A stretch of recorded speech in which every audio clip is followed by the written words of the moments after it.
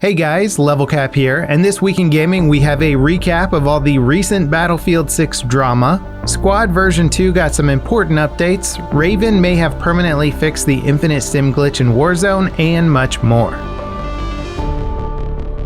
Prominent leaker Tom Henderson had his Twitter account suspended recently. While he played coy with exactly why, many assumed it's because of his Battlefield leak videos and tweets. He voluntarily removed all of his Battlefield videos from YouTube. Tom has been the source behind rumors that Battlefield 6 will feature 128 player modes, Battle Royale, bigger maps, and more. While EA indirectly confirmed some of these points may be accurate in their most recent investor call, none of Tom's claims have been verified. Former DICE developer Alan Kurtz has also said on Twitter that he hasn't seen any leaks worth a damn. Alan worked on Battlefield 6 until November 2020 when he left DICE to work at a new studio. And so far, we really don't know much about Battlefield 6. Based on footage revealed by DICE during EA Play Live last June, we believe it'll be a modern military-era game. It may also feature a next-generation destruction engine with more realistic smoke and debris effects. Character models may also be more detailed and realistic. Beyond that, EA executives have referred to Battlefield as a game with never-before-seen scale. As for which studios are actively working on Battlefield 6, a DICE LA dev recently announced EA put him on the Battlefield franchise. EA handed over DICE LA to Respawn's co-founder Vince Zampella last year, and while he said the company would be rebranded and assigned to work on new IPs, it seems like they're still working in a support role at least for the Battlefield franchise. Battlefield 6 will be revealed this spring, likely in mid to late May following EA's next investor call. The game is supposedly ahead of schedule and is due out in fall.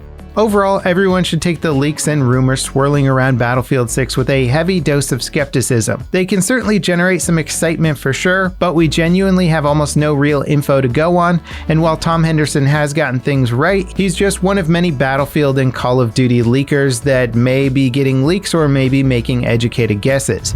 Sqaud's version 2 update dropped, making sweeping changes to the game's graphics options, adding new vehicles and weapons, as well as a new map. Version 2 also made pages and pages of tweaks and fixes to the game on top of the new content. The two most notable tweaks are a totally overhauled helicopter flight model and improved weapon optic rendering. With the update being so massive, it's tough to summarize everything it does. Version 2 is basically a mini overhaul of Sqaud that addresses a ton of concerns players discovered after version 1's launch.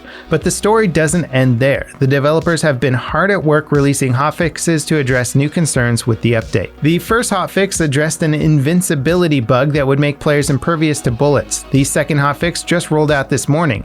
It adds a toggle to the graphics menu for lower spec gamers struggling to run the game. The new sharpness slider has been tweaked for improved clarity. An issue that causes in-game flags to look low res was fixed. There was also some fixes for delayed vehicle spawns, a missing map, and an admin tool bug. The hotfix will wipe your graphics settings, so be sure to double check them once you install. Google Stadia's game streaming service has been having a rough month, and it sounds like things are even worse than we thought. Stadia reportedly missed its sales target by hundreds of thousands of users, according to Bloomberg. This is despite Google coughing up millions of dollars to secure distribution of titles like Red Dead Redemption 2. Their generous offer didn't extend to indie devs though, which likely cost them a lot of users.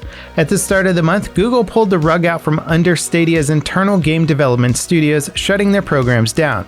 They're now focused exclusively on supporting third-party developers. To add insult to injury, Google is also being sued over their claims that Stadia offers native 4K gaming. Marketing for the service says games are available in 4K, but most are either upscaled or they just dropped 4K support before launch. Assuming the lawsuit is successful, all Stadia users could be entitled to a settlement. In a bit of positive news, Terraria's developers has decided to offer the massive indie hit on Stadia after all. The game's co-creator took to Twitter earlier this month saying the studio canceled Stadia support because his Google account had been suspended.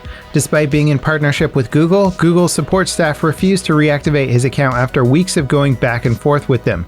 The tweets gained a huge amount of traction, and Google reached out to resolve the account issue soon after. The infinite stim glitch in Call of Duty Warzone might never be a problem again. The game just got its big Season 2 content update that adds 2 new guns, makes some significant changes to the map, adds zombies content, and a few other things. But a tweak to the gas has players quite enthusiastic about the game's future. Standing in the gas for an extended period of time will increase the damage it does. This should make it impossible to stim in the gas indefinitely. And while the infinite stim glitch has come and gone multiple times, players recently figured out that it was possible to stim forever, even without using an exploit. All you have to do is sit on a buy station and get ammo crates to replenish your stims. This new tweak to the gas should make that impossible.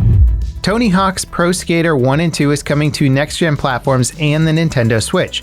It'll arrive on Xbox Series consoles and PlayStation 5 with 4K 60fps support on March 26. The Switch port launches sometime later this year. The game was a smash hit with both players and critics, but the developers were recently moved by Activision onto the Diablo 2 remaster. It's unclear if this move means that there won't be a Tony Hawk Pro Skater 3 and 4 remake in the near future. Next-gen and Switch ports of 1 and 2 is a good sign that someone is still actively working on the franchise. Hopefully, Vicarious Visions will be back to keep turning out Tony Hawk Pro Skater titles once they finish working on Diablo 2.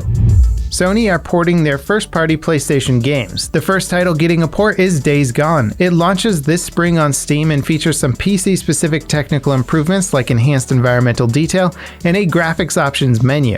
Sony hosted a State of Play presentation but didn't reveal any other titles being ported to PC. Considering Sony had just announced first-party titles were coming to PC 2 days prior to the State of Play, it was a bit disappointing to see nothing about what games are actually being ported. Bungie delayed Destiny 2's next expansion into 2022 because of the pandemic. Work on the expansion slowed to a crawl thanks to Bungie being forced to work from home for the past year. That's a familiar story across the entire game dev industry, so expect to see more big name titles facing severe delays or cancellations. The good news is Bungie are working to address many of the biggest complaints with PvP, and they're also rolling back their plans to vault certain weapons. Before we get to our final story today, I just wanted to say thank you for watching. Our daily news coverage resumes on Monday. In the meantime, follow us on Twitter and TikTok for more updates and breaking news coverage. We post every day's top stories on social media and our Shorts channel, which is great if you want the day's news in a bite-sized package or you just want a preview of today in gaming. Links to everything are in the video description and pinned comment below. Warframe's annual TennoCon event is going all digital this year. It'll be the second digital TennoCon following last year's, which kicked off at the start of the pandemic. The developers recently announced 2 significant updates are coming this spring. The date for the event hasn't been announced yet, but it'll likely be in July, so you can expect more coverage of those updates and even bigger reveals. And that wraps it up for this week in gaming. Thank you guys so much for watching, and I'll see you next time. This is LevelCap signing off.